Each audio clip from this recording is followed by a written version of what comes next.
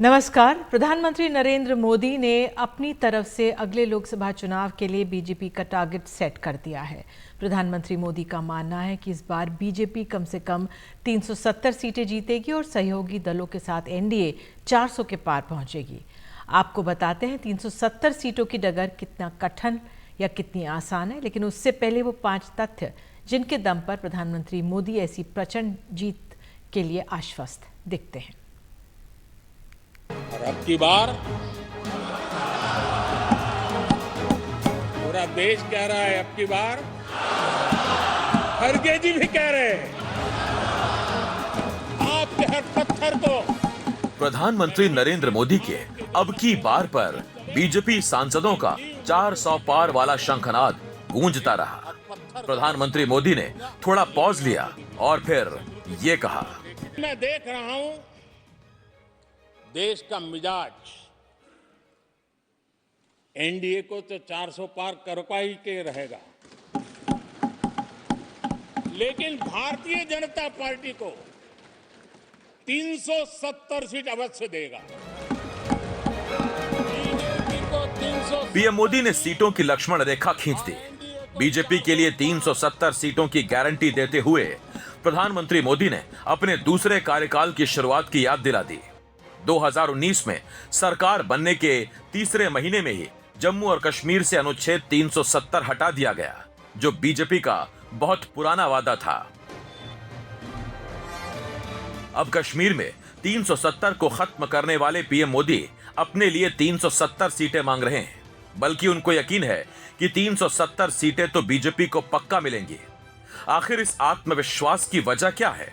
जनता को मोदी की गारंटी देने वाले पीएम मोदी किस बात से आश्वस्त हैं कि जनता उन्हें 370 सीटों की गारंटी दे रही है? इसको समझने के लिए इन 5 पहलुओं को समझिए। मोदी की गारंटी। देश में 80 करोड़ लोगों को भोजन देने से लेकर गैस सिलेंडर और शौचालय जैसी चीजों ने आम लोगों को सरकार से जोड़ा। पीएम मोदी को इस बात पर भरोसा है कि जनता अपनी बेहतर जिंदगी की गारंटी उनको ही मानती है। मैं आपका सहयोग चाहता हूं 140 करोड़ देशवासियों की जिंदगी को और समृद्ध बनाने के लिए और सुखी बनाने के लिए। लेकिन अगर आप साथ नहीं दे सकते हैं और अगर आपका हाथ ईंटें फेंकने पर ही तुला हुआ है, तो आप लिख करके रखिए, आपकी हर ईंट को मैं विकसित भारत की नींव मजबूत करने के लिए लगाऊंगा। 3 राज्यों की जीत। पिछले दिनों हुए विधानसभा चुनावों में उत्तर भारत के 3 राज्यों में मिली शानदार जीत ने भी पीएम मोदी का भरोसा बढ़ाया है। मध्य प्रदेश, राजस्थान और छत्तीसगढ़ में बीजेपी की सरकार बन गई, जहां लोकसभा की 65 सीटें पड़ती हैं, जिनमें पिछली बार 61 पर कांग्रेस ने जीत दर्ज की थी। वो जीत तब मिली थी जबकि तीनों राज्यों में विधानसभा चुनावों में बीजेपी हार गई थी। इस बार तो जीत ही मिली है। आज की इस हैट्रिक ने 24 की हैट्रिक की गारंटी दे दी है। खंड खंड विपक्ष। 1 साल के भीतर विपक्ष की एकता अपनी धुरी से बिखर गई। इंडिया ब्लॉक का सबसे खास घटक जेडीयू फिर से बीजेपी के साथ चला गया। नीतीश कुमार का फिर से बीजेपी के साथ जाना, उद्धव ठाकरे का कांग्रेस को आंखें दिखाना, ममता का बात बात पर रूठ जाना, यही बताता है कि विपक्ष में कोई पक्ष है ही नहीं।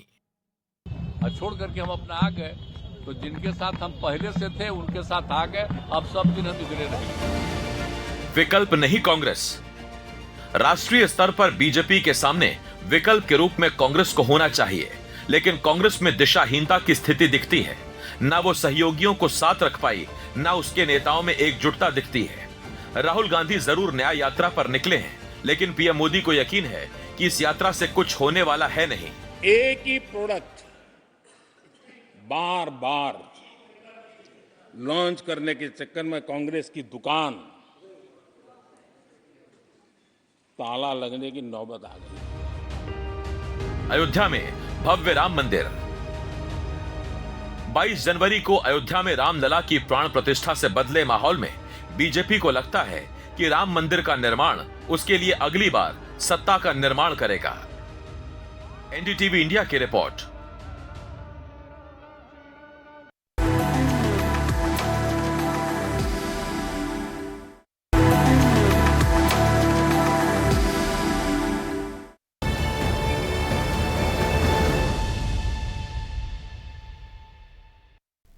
तो अगर बीजेपी आगामी लोकसभा चुनावों में 370 सीटें जीत लेती है तो 1984 में राजीव गांधी और 57 में जवाहरलाल नेहरू के बाद ऐसे प्रचंड जीत हासिल करने वाले तीसरे प्रधानमंत्री होंगे। 370 सीटों की जीतों पर लक्ष्य वाकई एक चुनौती है। आखिर ये चुनौती है कहां और इसको पार करने के लिए प्रधानमंत्री मोदी की अगुवाई में बीजेपी को कितनी मेहनत करनी होगी, देखिए ये खास रिपोर्ट।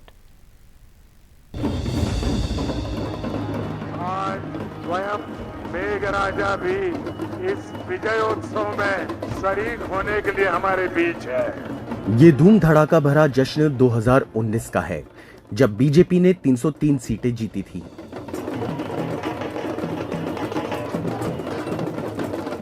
अब इस जश्न को और बड़ा करने का इरादा है, क्योंकि प्रधानमंत्री मोदी ने 370 सीटें जीतने का आत्मविश्वास बीजेपी के हर कार्यकर्ता के सामने टांग दिया है। 370 सीट अवश्य देगा। तभी तो बीजेपी का हर कार्यकर्ता, हर नेता कह रहा है, अलायंस होने के बाद भी पूर्ण बहुमत से नरेंद्र मोदी प्रधानमंत्री बनने वाले हैं। खैर, पीएम मोदी ने साफ कर दिया कि 400 पार तो एनडीए होगी, लेकिन बीजेपी तो 370 सीटें जीतेगी ही जीतेगी। लेकिन सवाल है कि कैसे जीतेगी। पिछली बार बीजेपी ने 303 सीटें जीती थीं, तब उसने उत्तर भारत में विपक्ष का सुपड़ा साफ कर दिया था। उत्तर भारत के 10 हिंदी भाषी राज्यों में कुल 225 लोकसभा सीटें आती हैं, जिनमें बीजेपी ने 177 सीटें जीती थीं। वहीं प्रधानमंत्री मोदी के गृह राज्य गुजरात में 26 सीटें जीती, तो बगल के महाराष्ट्र में 48 में 23 सीटें। वहीं बीजेपी के लिए दुर्गम माने जाने वाले राज्यों में देखें तो पश्चिम बंगाल में 42 में 18 सीटें, उड़ीसा की 21 में 8 सीटें, असम के 14 में 9 सीटें, तेलंगाना के 17 में 4 सीटें और कर्नाटक की 28 में 25 सीटें जीत ली थीं। यानी 290 सीटें तो इस तरह आई, जब बाकी कई राज्यों में 1-2 सीटें जीतकर आंकड़ा 303 पहुंच गया था।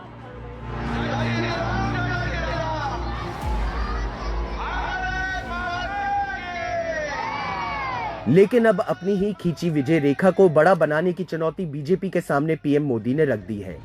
पीएम मोदी ने खुद को ओबीसी बताकर देश के 54% आबादी पर भी हाथ रखने की कोशिश की, लेकिन जवाब में राहुल गांधी जातिगत जनगणना पर अड़े हुए हैं।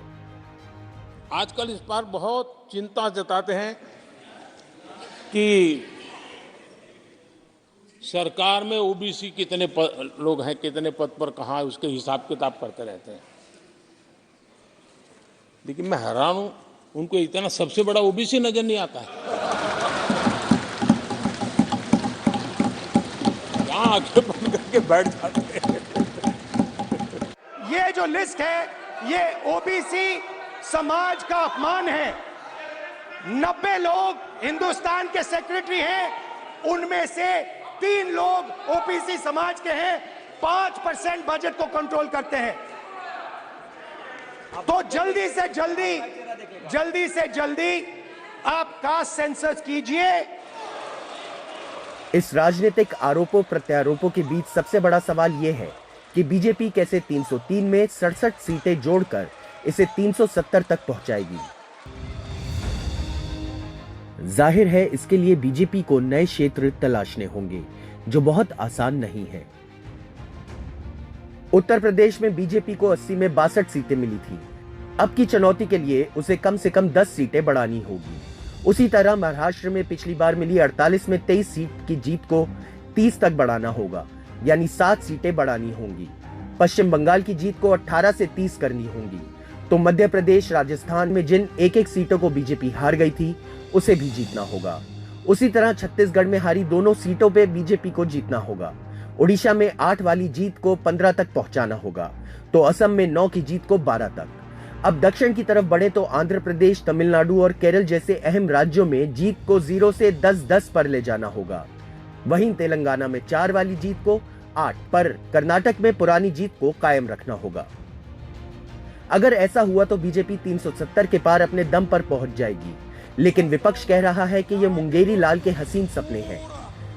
आपका इतना बहुमत है, अब तो पहले 330, 334 की, अपने तो 400 पार हो रहा है और हमें हमारे कर्तव्य के लिए प्रेरित भी करता है। बीजेपी को यकीन है कि विपक्ष तो टूटे मन से काम कर रहा है। मिलकर के नए भविष्य का श्री गणेश करने जा रहे हैं। ऐसे में वो कहां रोक पाएगा, लेकिन बीजेपी के सामने दो अहम चुनौतियां हैं। चुनौती नंबर 1, उत्तर भारत की पिछली जीत को हर हाल में बरकरार रखना, और चुनौती नंबर 2, दक्षिण भारत के कई राज्यों में मिले शून्य को शानदार सफलता में बदलना।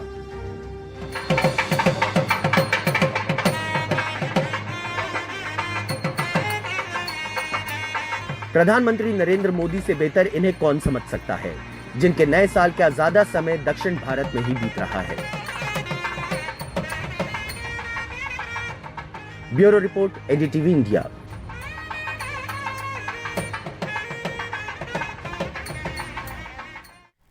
उधर उत्तर भारत में अगर बीजेपी ने अपना पिछला रिकॉर्ड दोहरा दिया तो बीजेपी को अपने दम पर बहुमत मिल जाए, लेकिन 370 के लक्ष्य तक पहुंचने के लिए दक्षिण भारत में विजय जरूरी है, जहां पिछली बार बीजेपी को 29 सीटें मिली थी।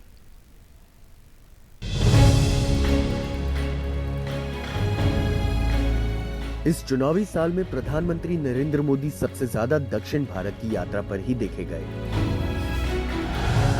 जानकारों को लगता है कि जिस 370 सीटों पर जीत का लक्ष्य उन्होंने तय किया है, उसके लिए दक्षिण विजय बहुत जरूरी है।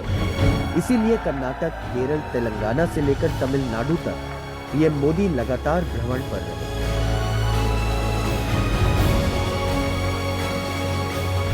ये मेरा सौभाग्य है कि जितना प्यार मैंने तमिलनाडु को किया है, तमिल लोगों ने हमेशा उसे और ज्यादा करके मुझे वापस लौटाया है।